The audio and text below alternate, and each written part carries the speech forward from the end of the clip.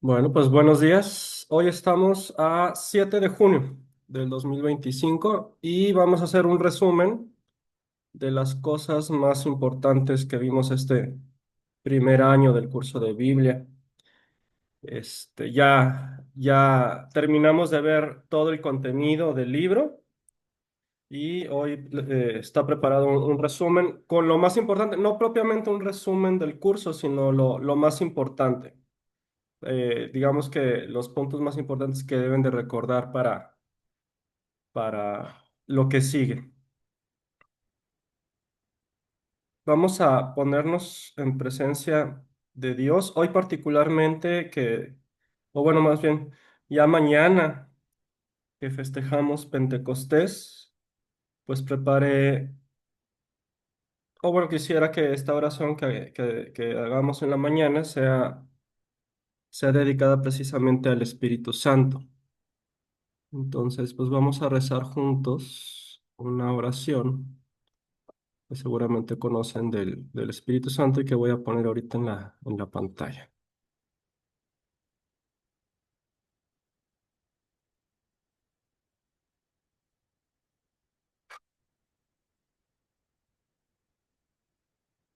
Si quieren con el micrófono apagado para que no se haga eco, pero todos juntos rezamos en voz alta. Bueno, en el nombre del Padre, del Hijo y del Espíritu Santo. Oh Espíritu Santo, amor del Padre y del Hijo, inspírame siempre lo que debo pensar, lo que debo decir, cómo debo decirlo, lo que debo callar, cómo debo actuar, lo que debo hacer para gloria de Dios, bien de las almas y mi propia santificación. Espíritu Santo, dame agudeza para entender, capacidad para retener, método y facultad para aprender, sutileza para interpretar, gracia y eficacia para hablar. Dame acierto al empezar, dirección al progresar y perfección al acabar. Amén. En el nombre del Padre, del Hijo y del Espíritu Santo. Bueno, entonces vamos a empezar a ver el resumen de los puntos más importantes. Ah,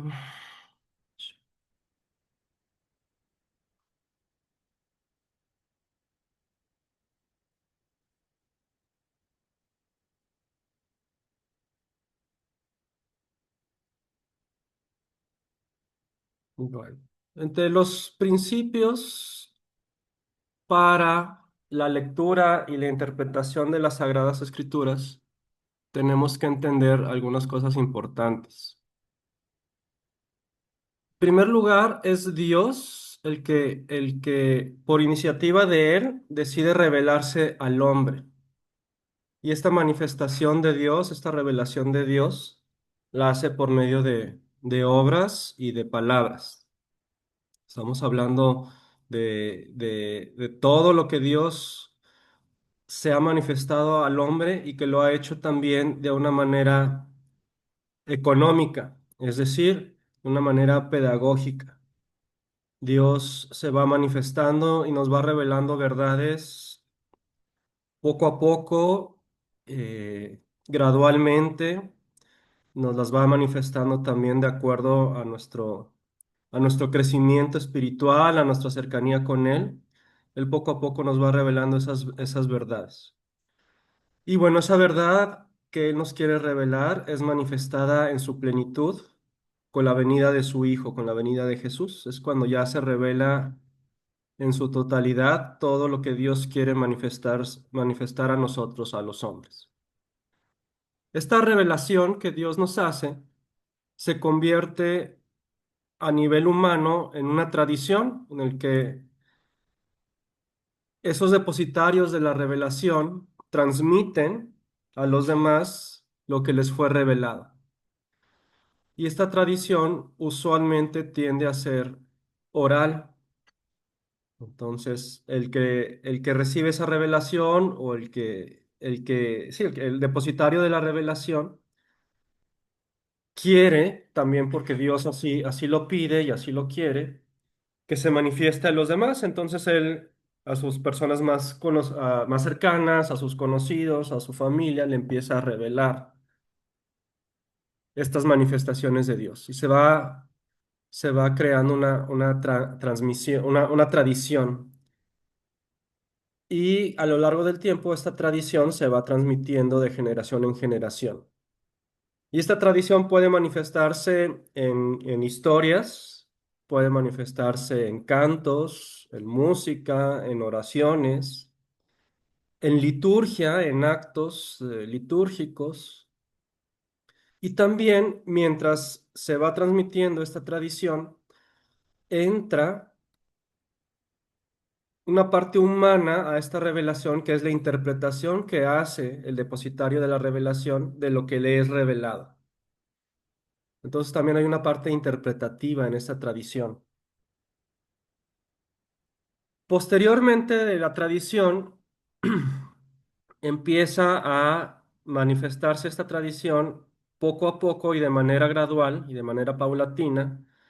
s- Personas deciden irlas poniendo por escrito.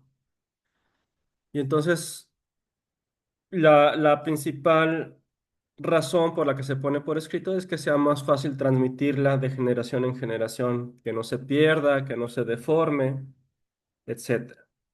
Este proceso de ponerlo, estas tradiciones en escritura, aunque ya hay una interpretación humana, al ponerlo en la escritura, también ya hay una manifestación también de Dios a través del Espíritu Santo. Es decir, lo que nosotros consideramos como sagradas escrituras son escrituras que vienen de esta tradición, que a la hora de ponerlas por escrito fueron inspiradas por el Espíritu Santo. Hay otras escrituras que también pueden venir de la tradición, pero si no son consideradas como inspiradas por el Espíritu Santo, quedan simplemente como escrituras, no entran dentro del canon de los libros sagrados. ¿Hasta aquí estamos bien? ¿Entendemos este concepto?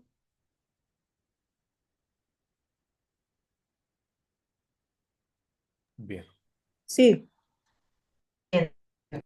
muy bien. Vamos a ver de manera concreta cómo sucede este proceso, por ejemplo, en el Antiguo y en el Nuevo Testamento. ¿Por qué no me cambia de pantalla? Ahí está. Antiguo Testamento. La parte de la revelación viene dentro del Antiguo Testamento, prácticamente cubre todo lo que es la historia del pueblo de Israel.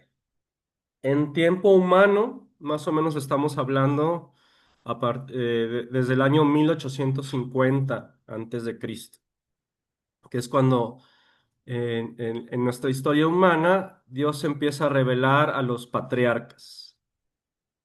Y es cuando empieza la historia del pueblo de Israel. Ahorita vamos a hablar un poquito más de la historia del pueblo de Israel.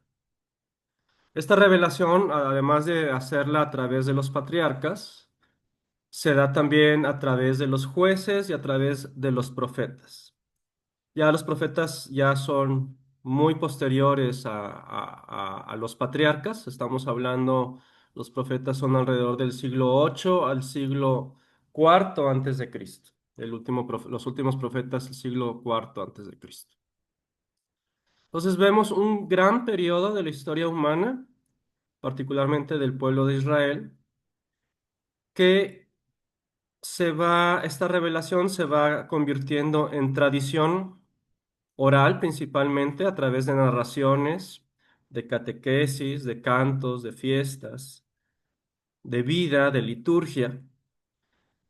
Y es una tradición que se va transmitiendo de forma viva e interpretativa. Obviamente aquí está a través la parte humana que interpreta esta revelación que hace Dios.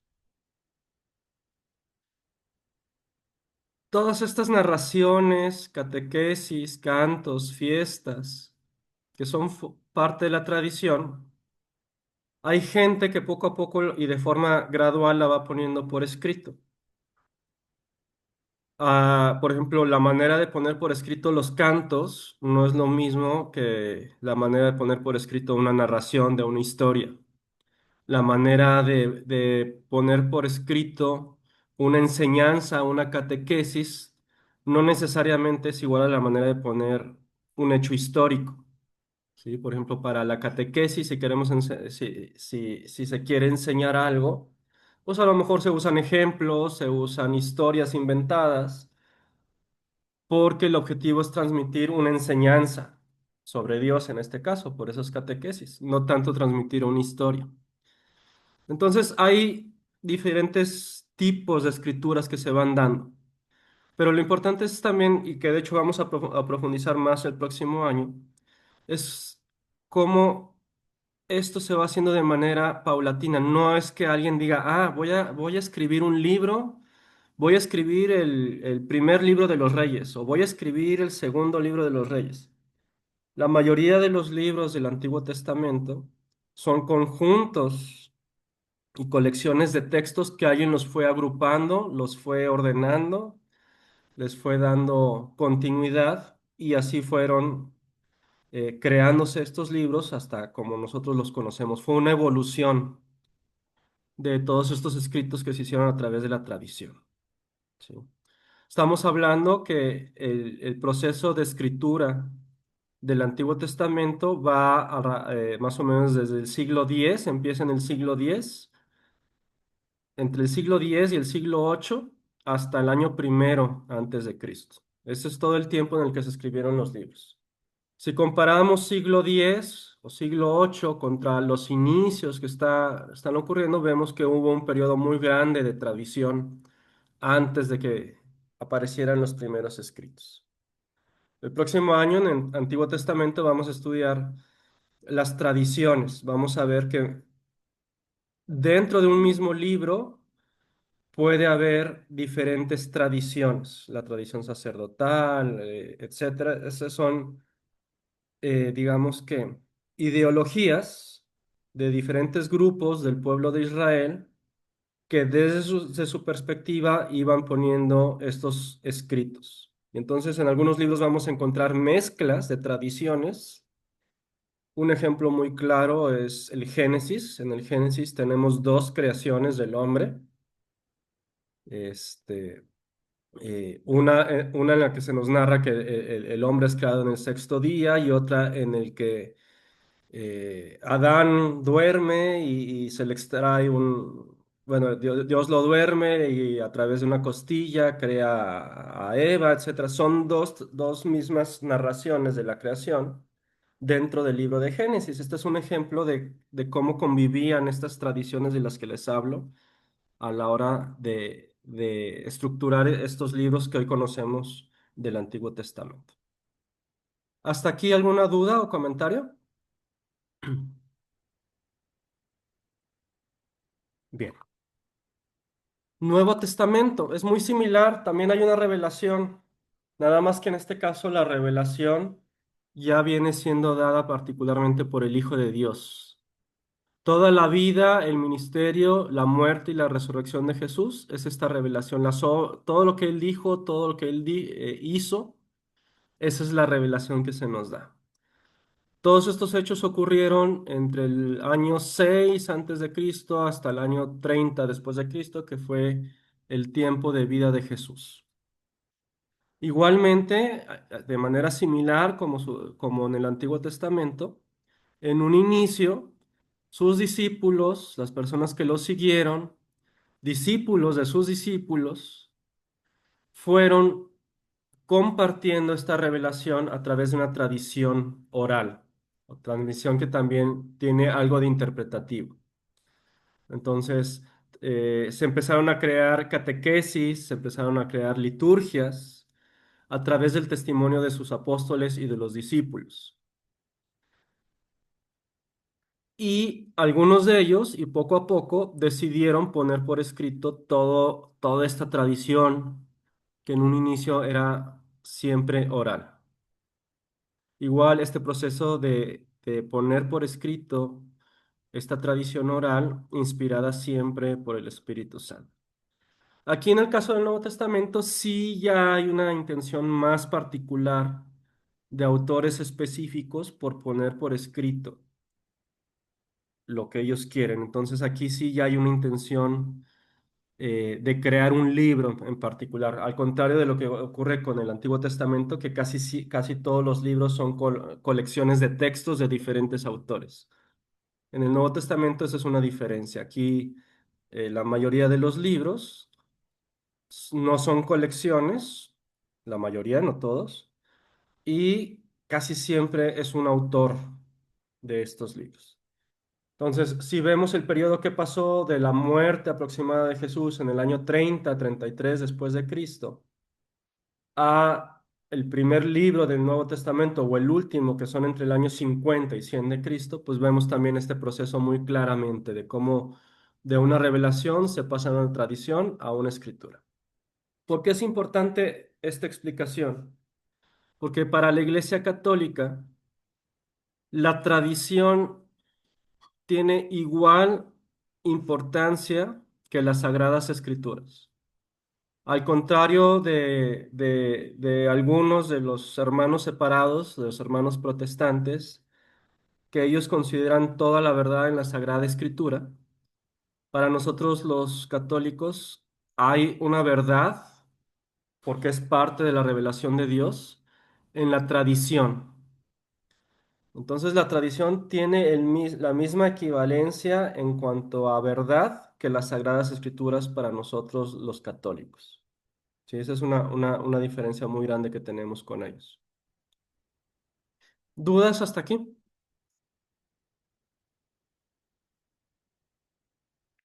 Bien. Todo bien. La Biblia, ¿qué es y qué no es? Entonces, ya ahorita ustedes, al terminar este curso, ya están más preparados para poder enseñar a sus personas más cercanas o cuando se hable de la Biblia, pues poder dar orientación cuando se esté malinterpretando lo que es y con lo que no es la Biblia. Sabemos que la Biblia no es una crónica exacta de acontecimientos y palabras, ¿sí? No es la intención de la Biblia narrarnos hechos históricos con fechas, con personajes, con palabras y acontecimientos exactos. ¿Qué sí es? Es una historia basada en hechos reales, en la revelación de Dios, pero que es interpretada a la luz de la fe. Tiene mucho que ver quién la escribió, en qué época la escribió, qué función tenía esa persona dentro de la sociedad a la hora de poner por escrito las cosas para poder entender lo que él quiere decir.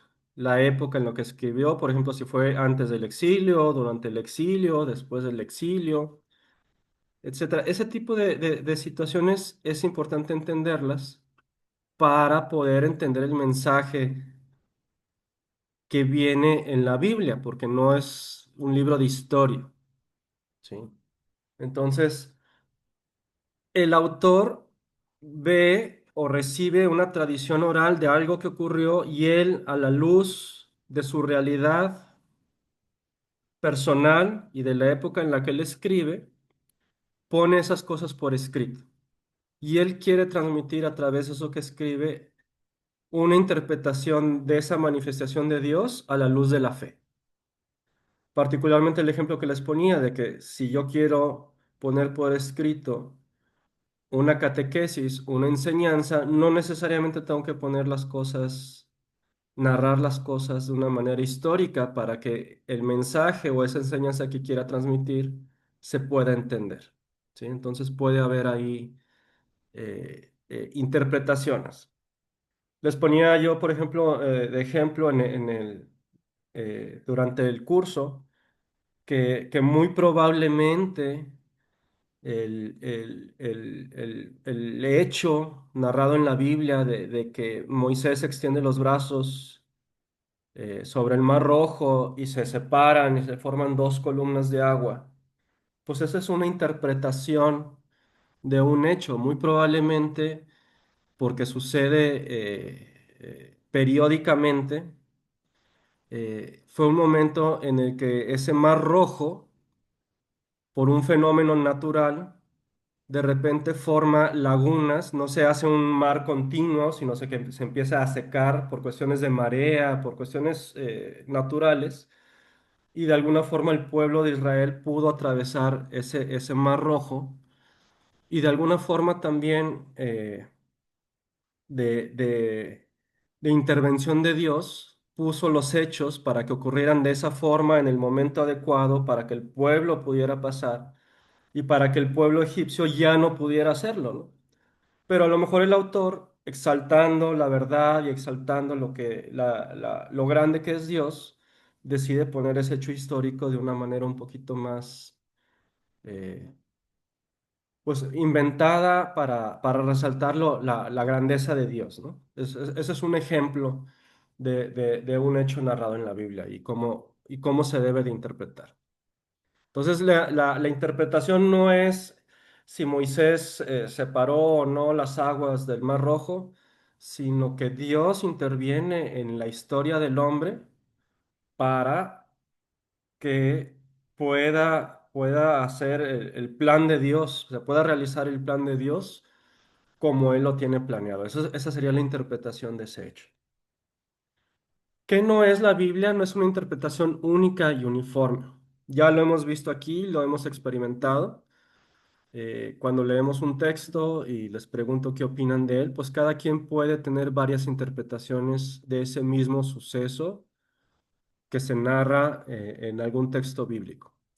Cada quien de su vida personal, desde su momento personal, desde su situación familiar, desde su situación económica, va a interpretar un hecho en la Biblia, le va a llegar y el mensaje que va a recibir pues va a ser diferente al de otra persona. Ya lo hemos visto, ya lo hemos confirmado.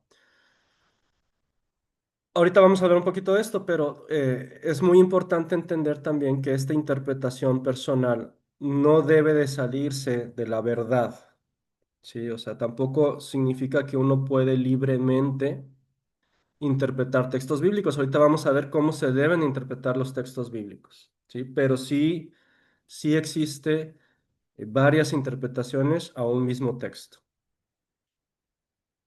¿Qué no es la Biblia? No es un escrito con pretensiones científicas, igual no está tratando de enseñarnos cuestiones de ciencias naturales o de historia o de sociología. La Biblia, como dice aquí, no nos enseña cómo es el cielo, la Biblia nos enseña cómo se va al cielo, ¿sí? Entonces, la finalidad de lo que se nos narra en la Biblia es precisamente que nosotros podamos llegar al cielo, podamos estar en presencia de Dios al final de nuestros días. ¿Dudas hasta aquí? No sé si se entienda.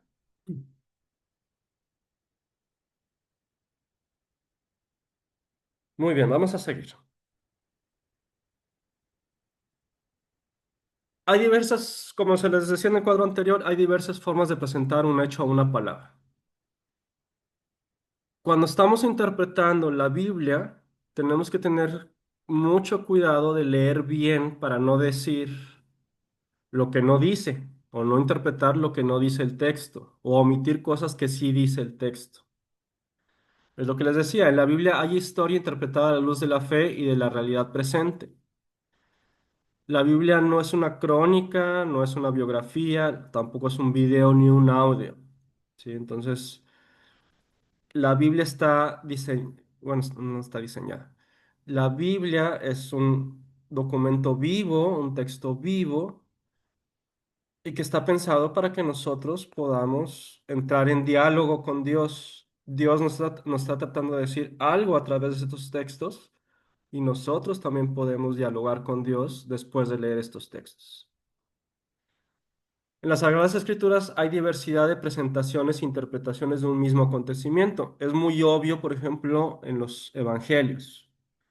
Los evangelios pueden estar narrando un mismo acontecimiento, pero el punto de vista, la interpretación que le da cada uno de los autores es diferente. Un ejemplo también muy claro son los libros de los reyes y de las crónicas. Los libros de los reyes fueron hechos por una tradición y los libros de las crónicas fueron hechos por otra tradición.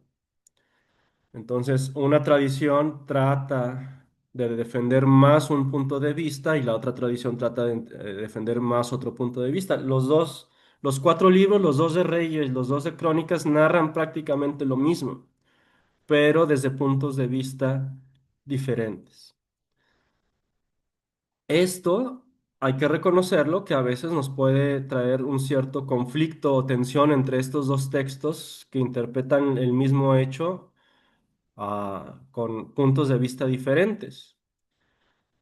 Y bueno, parte de la riqueza de poder interpretar la Biblia, de poder leer la Biblia, es precisamente entender y tratar de superar estos posibles conflictos que se nos presentan. Un hecho también muy importante que les decía ahorita, que la Biblia es palabra viva, porque existen muchas relecturas. Un texto que tú estás leyendo hoy, probablemente cuando lo vuelvas a leer dentro de 2 años o dentro de 3 años, lo vas a encontrar muy diferente. Seguramente ya les ha pasado, porque la Biblia se actualiza de acuerdo a nuestra realidad.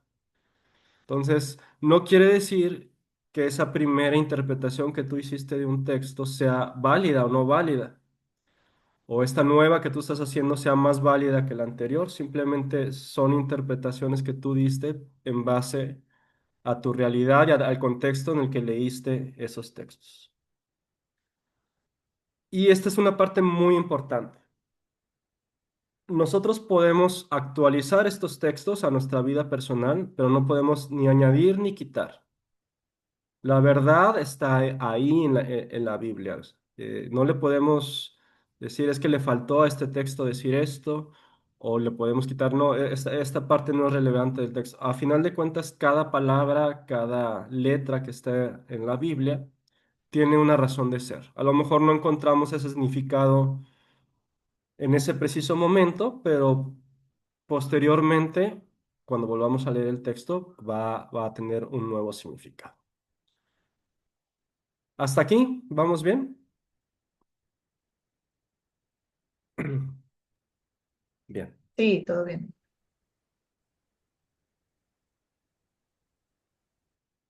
¿Cómo leer los textos bíblicos? Algunas pistas. Esto es muy importante tenerlo presente. Cuando nosotros hagamos por, por razón de oración, por razón de estudio, por lo que sea, estemos en contacto con un texto sagrado, es muy importante seguir, no son necesariamente pasos, sino, como dice aquí, pistas para no salirnos de una interpretación real y correcta de los textos. Las pistas son precisamente para que nosotros podamos interpretar correctamente un texto. En primer lugar es leer bien el texto, de ser necesario leerlo más de una vez y tratar de comprender lo que ahí ocurre. Muchas veces para tratar de comprender lo que allí ocurre tenemos que hacer exégesis, es decir, investigar. Necesitamos saber quién es el autor, en qué siglo se escribió, qué periodo de la historia de la salvación, si es un texto del Antiguo Testamento, en qué parte de la historia de salvación del pueblo de Israel y en qué contexto fue escrito ese libro. Esta persona que lo escribió era sacerdote, era profeta, eh, o sea, tenemos que hacer algo de exégesis. A veces se nos presentan y, por ejemplo, en el Nuevo Testamento podemos encontrar, bueno, también en el Antiguo Testamento, tradiciones judías, tradiciones hebreas. Bueno, hay que investigar también, de hecho vamos a verlo el próximo año, vamos a profundizar un poquito también en fiestas judías, en tradiciones judías, en muchas cosas que hacen los judíos que son importantes entender porque nos van a dar más riqueza para comprender un texto, ¿sí? Entonces, esto es importante, leer bien y tratar de comprender el texto, hacer exégesis también del texto que vamos a estudiar. Leerlo en su contexto literario. Es decir, nosotros estamos leyendo un texto, casi nunca vamos a estar leyendo un libro completo. Entonces, este texto es parte de un libro. Vamos a analizar este texto también en base a lo que se dice antes del texto que estamos estudiando y lo que pasa después del texto que estamos estudiando. ¿Sí?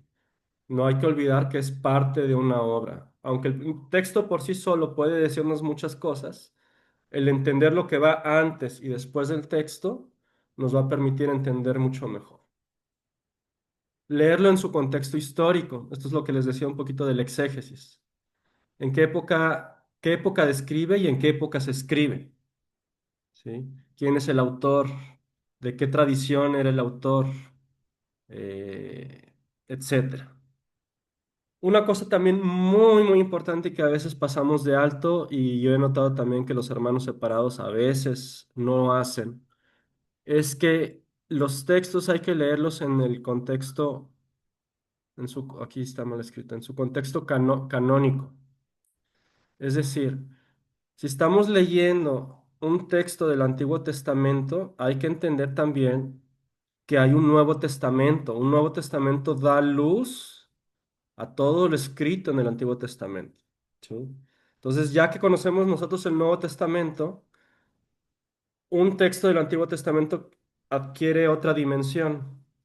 Igualmente, incluso puede darse lo opuesto. También algo en el Nuevo Testamento, si lo estamos leyendo, también tener algo de contexto sobre el Antiguo Testamento nos puede enriquecer o ayudar a entender mejor el texto que estamos leyendo. ¿Sí? Entonces, ese texto siempre va a ser parte del conjunto completo de las Sagradas Escrituras. Permítanme tantito.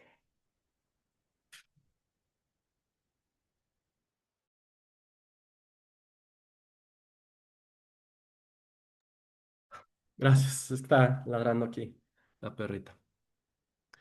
Y bueno, y por último, pues leerlo en el contexto actualizado. Hoy, en mi tiempo, en mi situación particular, en lo que siento, en lo que vivo, ¿qué significa para mí este texto? ¿Sí? Entonces, muy importante tener en cuenta estas recomendaciones, estas pistas para poder estudiar un texto bíblico. ¿Dudas o comentarios hasta aquí?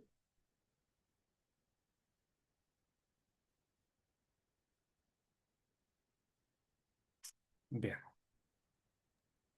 Perdón, Todo bien. perdón, del punto número 5 sería la interpretación personal. Sí, es lo que se llama la actualización, así es. Cuando Ok, hablamos de actualización, a eso sí, se refiere. Ujú. sí, porque puede Bueno, ser, perdón, puede ser para mí misma, lo leí hace 2 años y lo interpreté de una forma. Lo leo ayer y es otra interpretación, el correcto. mismo texto. A eso se ¿Sí? refiere la actualización. Muy bien, gracias. Y también me falta también aclarar también que la actualización no necesariamente significa algo personal. También hacemos actualización cuando, por ejemplo, el padre en la homilía nos explica las Sagradas Escrituras. Ahí también el padre está haciendo actualización. La actualización también se puede hacer en comunidad, ¿sí? Cuando estudiamos la Biblia, en las homilías en estudios, cuando se hace alguna lectio divina, ahí estamos actualizando también las Sagradas Escrituras. No nada más es personal, también se puede hacer en comunidad, es lo que quiero decir. Bien. Ahora no cambia de página. Ahí está. Vamos a hablar entonces un poquito de la historia de Israel. En esta pantalla, pues vemos un poquito la genealogía. Ya poco a poco, conforme se estudie la Biblia, esto empieza a ser un poquito más natural, lo empieza uno a entender y a memorizar solito, sin que se tenga que memorizar. Pero sí es importante saber la historia del pueblo de Israel. Es importante saber que el fundador del pueblo de Israel es Abraham, ¿sí?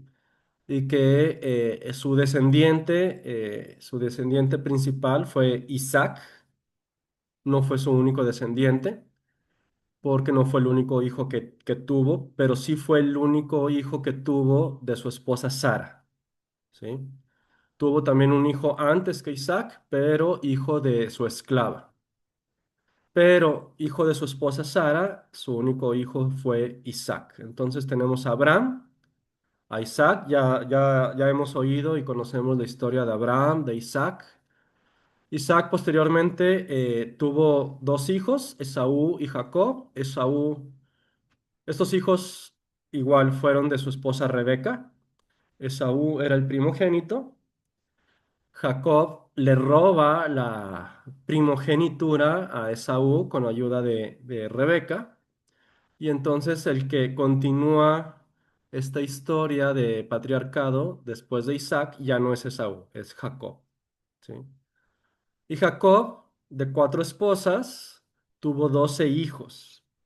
Y la importancia de estos 12 hijos es que de estos 12 hijos es como surgen las famosas 12 tribus de Israel. ¿Sí?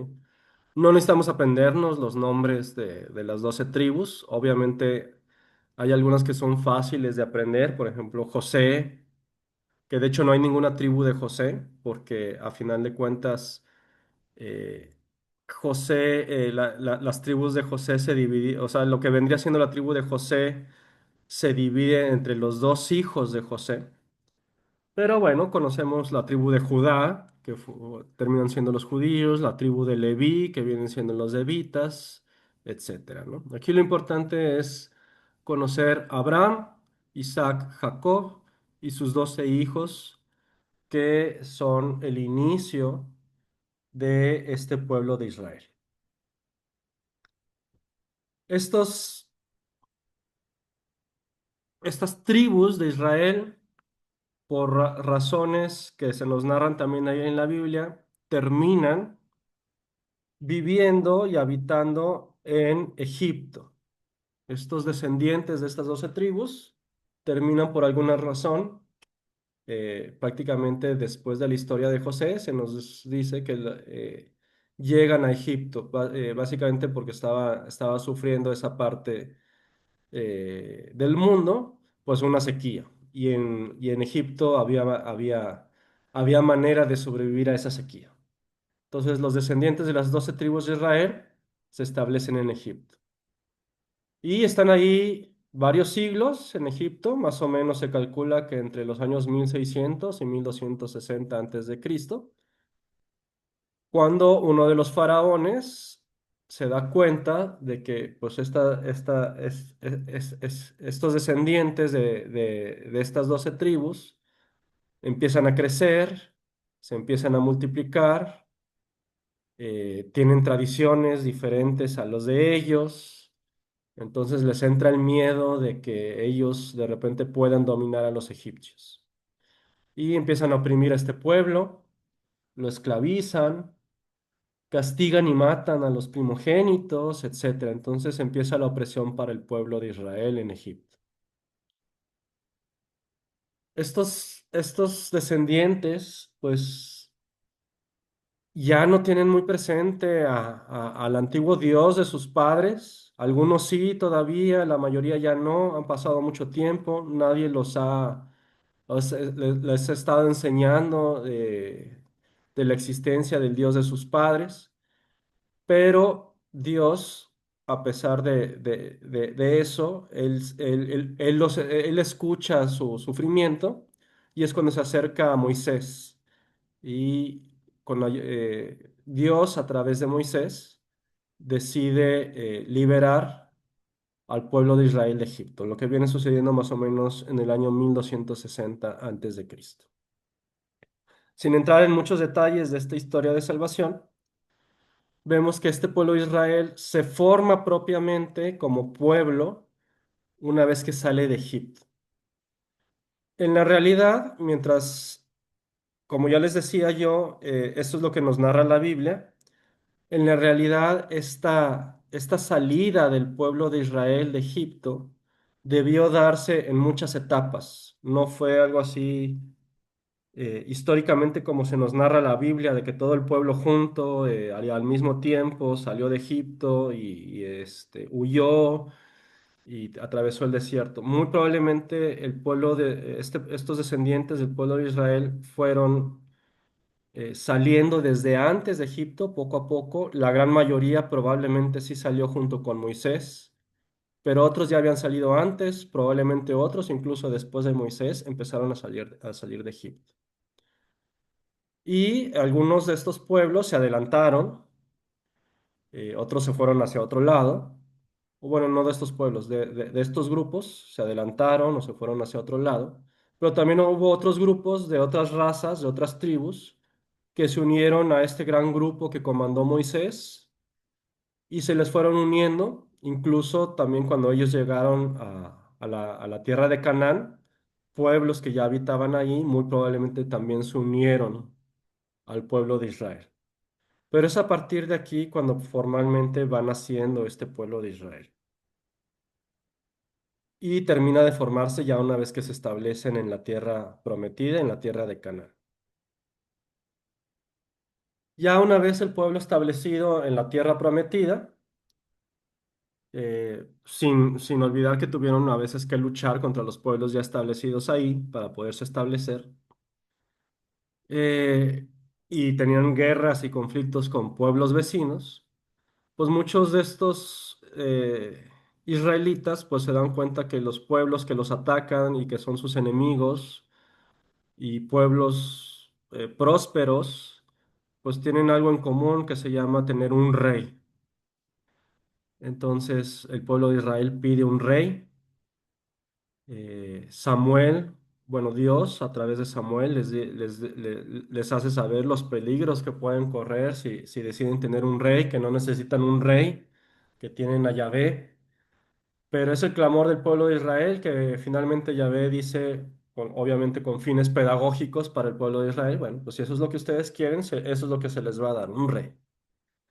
Y bueno, pues conocemos ya la historia del rey Saúl, luego viene el rey David, un gran referente en la historia de Israel, y posteriormente también su hijo, el rey Salomón, que también esto es algo muy importante para ellos porque con el rey Salomón se construye el templo, que para el pueblo judío el templo termina siendo algo muy relevante en su historia, en su religión, en su cultura.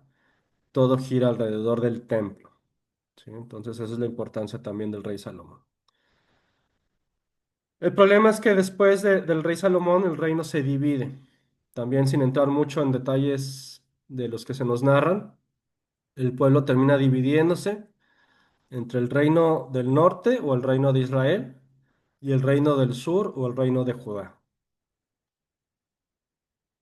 Aquí es un breve resumen de lo que les acabo de decir. El pueblo de Israel se establece en Canaán alrededor del año 1200 antes de Cristo. Se les olvida la alianza. eh, Piden ellos un rey. Se divide el reino. Aquí tenemos los años que duró el reino del norte, que fue el primero en desaparecer. El último en desaparecer fue el reino de Judá. El reino de Israel fue desaparecido por los asirios. Los asirios conquistaron el reino de Israel y prácticamente lo destruyeron. Este reino de Israel era el que ocupaba mayor territorio, aquí lo vemos en azul. Eran prácticamente 10 tribus. Quiere decir que solamente el reino de Judá terminaban siendo dos tribus. Si mal no recuerdo, es Judá y Benjamín, los que terminaban formando el reino de Judá. Y este reino de Israel establece su capital en Samaria. Desde aquí ya empieza a haber un conflicto. Ya ven que en tiempos de Jesús, para los judíos, los samaritanos eran rechazados, precisamente por esta historia, de esta división. Porque incluso en Samaria y en otras ciudades como Siquem, los reyes del norte, los reyes de Israel, establecieron templos que no eran el templo de Jerusalén. Entonces ya desde allí empieza a haber conflicto entre estas, por esta división. Y bueno, el reino del norte duró 212 años, termina en el 721 a.C., y el reino del sur termina en el 597 a.C., duró 336 años y es conquistado por los babilonios. Entonces, Los habitantes del reino de Judá son exiliados. El exilio también es una parte muy importante de la historia de la salvación. Son exiliados a Babilonia. Durante esta historia de salvación, vemos como protagonistas a los profetas. Los profetas son personas elegidas por Dios para que ellos revelen eh, lo que Dios quiere a través de hechos o de obras. Hay profetas que también hacen milagros en nombre de Dios, hacen obras en nombre de Dios, y también los profetas también anuncian esta palabra de Dios. Esta palabra de Dios normalmente también era una palabra que traía conflicto porque principalmente trataba de defender a los más excluidos y eso afectaba precisamente a los más poderosos. Entonces siempre los profetas fueron, casi siempre los profetas fueron objeto de persecuciones por parte de los reyes. Entonces, un profeta es aquel que habla en nombre de Dios e intercede por el pueblo, porque también el profeta presenta a Dios las necesidades del pueblo. Es otra de las funciones del profeta. Los primeros profetas empezaron a través, más o menos en el siglo VIII, los últimos ya vimos más o menos en el siglo IV. A los profetas que se les llama clásicos son aquellos profetas escritores en que sus enseñanzas quedaron por escrito, no necesariamente los mismos profetas, por ejemplo, Ezequiel o otros profetas escribieron sus propios libros, ¿verdad? Esto hay que aclararlo. Pero se les llama así a estos profetas clásicos porque hay libros en las Sagradas Escrituras que narran lo que ellos hicieron.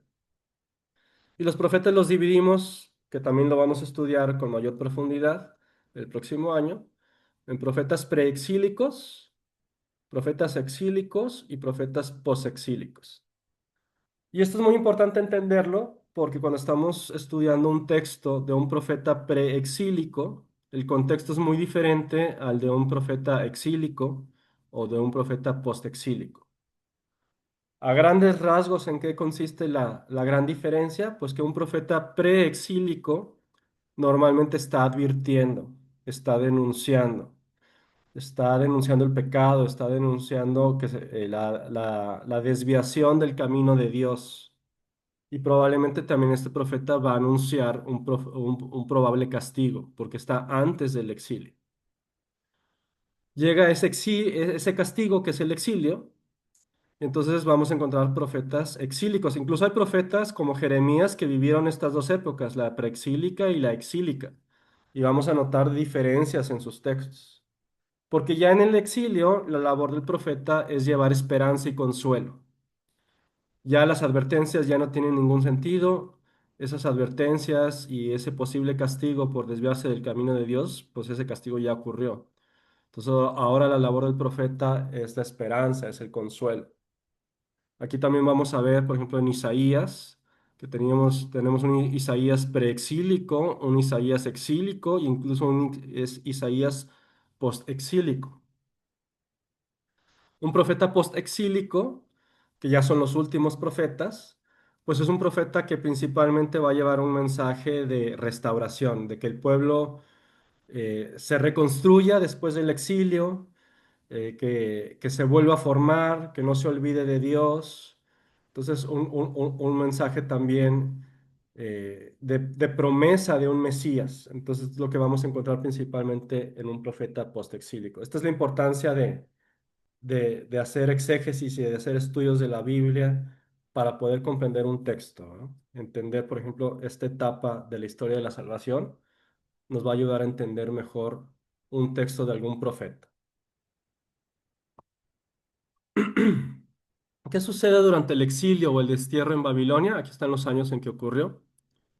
Pues vemos que el pueblo, como castigo a apartarse de la alianza pactada, Dios permite que los babilonios conquisten y exilien al pueblo. Entonces, los profetas ya habían anunciado este posible castigo de pérdida de la tierra y de la independencia si no regresaban al camino de Dios. Entonces, el exilio es muy importante, como les decía hace rato, para el pueblo judío, porque suceden varias cosas. En primer lugar, ya en el exilio el pueblo toma conciencia de su infidelidad. Los textos bíblicos así nos lo dicen, cómo ellos empiezan a reconocer que es un castigo merecido por apartarse del pueblo de Dios, por olvidarse de Dios, es un castigo merecido, y entienden que tienen que pasar por un proceso de purificación. Con la ayuda de los profetas se asimila este castigo y no solamente se asimila, sino que empieza una conversión, una purificación del pueblo. Con la ayuda de los profetas aprenden poco a poco a conocer a Dios, a regresar al camino, se empiezan a ser nuevamente conscientes de esta alianza que existía y que ellos también tienen un compromiso con esa alianza. Y como sucede siempre en la historia del hombre, en los momentos más difíciles es cuando aprendemos a perder las seguridades y es cuando aprendemos y recordamos que tenemos siempre a Dios a nuestro lado. Y esto es lo que le pasó al pueblo de Israel. Entonces, la historia de salvación del pueblo de Israel es una historia de salvación también personal, cuando la entendemos de esta forma. La restauración. Este periodo es cuando termina el exilio y el rey Ciro de Persia, Persia acababa de conquistar Babilonia y Ciro les permite al pueblo judío regresar a su tierra. El templo ya había sido destruido y comienza la segunda construcción del templo. El templo que termina siendo tan importante para los judíos. Empieza este periodo de restauración. Más o menos bien aquí un resumen. Básicamente todo este periodo de restauración, de regreso del exilio, que es la época persa, el rey Ciro, estos son los años en los que ocurre. Básicamente todo esto está narrado no solamente aquí, pero históricamente de los libros históricos. Los que nos narran este periodo son Esdras y Nehemías. El segundo libro de los Reyes, en sus capítulos finales, es donde nos narra la parte del exilio en Babilonia. Posteriormente, desde el punto de vista de los libros históricos del Antiguo Testamento, alcanzan a existir unos pocos libros que narran la época griega. Después de los persas, los que conquistaron al mundo y conquistaron obviamente a los persas fueron los griegos. Entonces viene un periodo de dominancia griega. Aquí ya hay muy pocos libros que nos narran esto, prácticamente son estos nada más, el primero y segundo de Macabeos y el libro de Daniel. Es un periodo muy largo, un periodo muy importante desde el punto de vista humano, esta conquista griega, porque también se dio una revolución en el pensamiento, en la filosofía, ideas nuevas que traen los griegos. Algunas de ellas se contraponen mucho contra el monoteísmo judío. Obviamente los griegos no eran monoteístas, los judíos eran de los pocos pueblos en el mundo monoteístas. Entonces, cosas buenas que traen los griegos, como las ciencias, la filosofía, todo eso, también entran en conflicto con otras ideas, principalmente desde el punto de vista filosófico, particularmente desde el punto de vista religioso con los judíos. Y es donde entra la historia de los macabeos, lo que nos narra Daniel en sus libros, en su libro, perdón. Y ya la época romana, ya muy cercana a Jesús, empieza en el año 63 antes de Cristo, prácticamente aquí ya no hay historia. Ya no hay libros históricos en la Biblia que nos narren este dominio romano. Lo que conocemos del dominio romano, pues ya viene principalmente en el Nuevo Testamento, lo que sabemos de cómo convivían los romanos con los judíos en la Biblia, pues ya lo sabemos más que nada en el Nuevo Testamento. Bueno, pues hasta aquí termina este resumen, que les digo, no es un resumen propiamente del curso, pero sí de lo que se les debe de quedar grabado ahora que estamos terminando el curso. No sé si aquí tengan dudas o comentarios.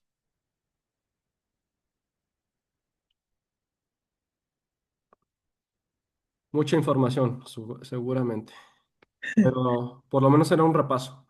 Sí, pero sí sirvió para recordar todo. Qué bueno. Tomar nota. Sí. Y más que nada, pues a ver si alguna de estas cosas que vimos no la tenían muy clara, bueno, espero que la hayan repasado y si no, pues tienen una oportunidad de volverla a estudiar. Exactamente. Esa es la idea. Muchas gracias. Muy bien. Les comento, las próximas 3 clases vamos a ver Dei Verbum. Dei Verbum es una constitución que surgió del Concilio Vaticano II. ¿Por qué vemos esa constitución en particular? Porque esa constitución de Dei Verbum eh, nos explica lo que es la revelación de Dios, nos explica lo que es la tradición y nos explica lo que son las sagradas escrituras. Entonces, para el estudio de la Biblia, saber todo eso es imprescindible. Entonces, estos cursos de Biblia sin Concilio Vaticano II probablemente no existirían. Estos estudios de la Biblia estaban reservados únicamente a monjes, a sacerdotes, no a un laico. Entonces, también esa es la importancia de Vaticano II y de Dei Verbum, que nos permite también a nosotros como laicos tener contacto con las Sagradas Escrituras. Pero también nos pone unos lineamientos de qué sí es correcto y qué no es correcto. Y para ponernos esos lineamientos nos explica Dei Verbum lo que es la revelación, lo que es la tradición, lo que es el canon bíblico que conforman las Sagradas Escrituras. Entonces, antes de ver Dei Verbum, que nos va a tomar 2 clases, también la próxima clase lo que vamos a ver es qué es un concilio, cuántos concilios ha habido, qué se hace en un concilio, quiénes van a un concilio, y particularmente vamos a hablar también del Concilio Vaticano II, que es el último concilio que ha habido en la Iglesia. Vamos a ver rápidamente qué pasó en el Concilio Vaticano II y también vamos a ver lo que es un sínodo, la diferencia entre un concilio, qué diferencias hay con un sínodo, porque también ha habido sínodos eh, que nos han dejado cosas importantes para nosotros en el estudio de la Biblia. ¿Sí? Entonces, las 3 últimas clases que nos quedan van a ser en ese orden. Primero ver lo que es un concilio y luego 2 clases para estudiar Dei Verbum. Y ya con eso para entrar a vacaciones y ya en septiembre empezar el estudio de Antiguo Testamento. ¿Vale?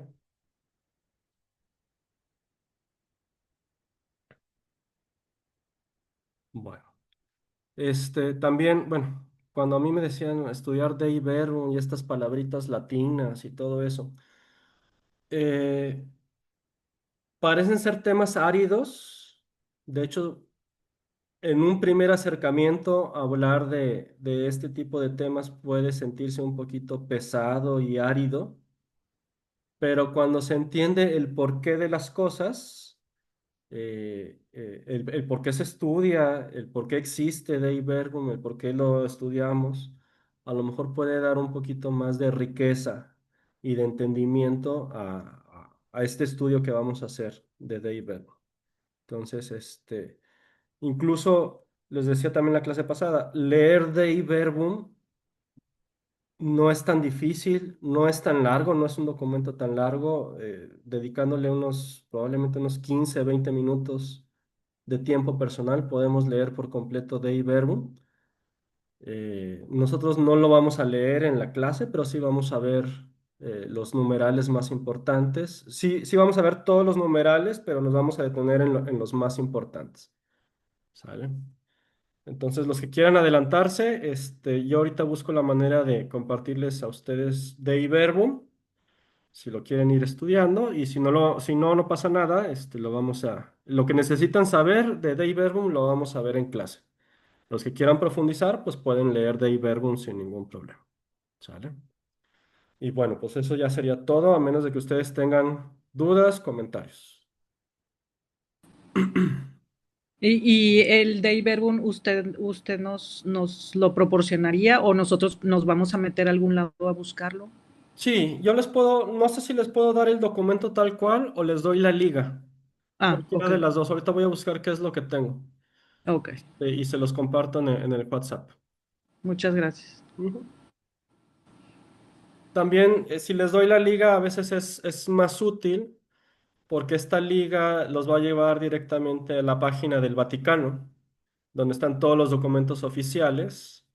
Y pues también ustedes si tienen curiosidad o necesitan revisar algo posteriormente, pues ya tienen la liga ahí de la página oficial del Vaticano, que tiene todos estos documentos traducidos a todos los idiomas. Entonces, por ejemplo, alguien que hable francés, italiano o idiomas así muy exóticos puede encontrar los documentos oficiales ahí en la página del Vaticano sin ningún problema. Ah, muy bien. ¿Vale?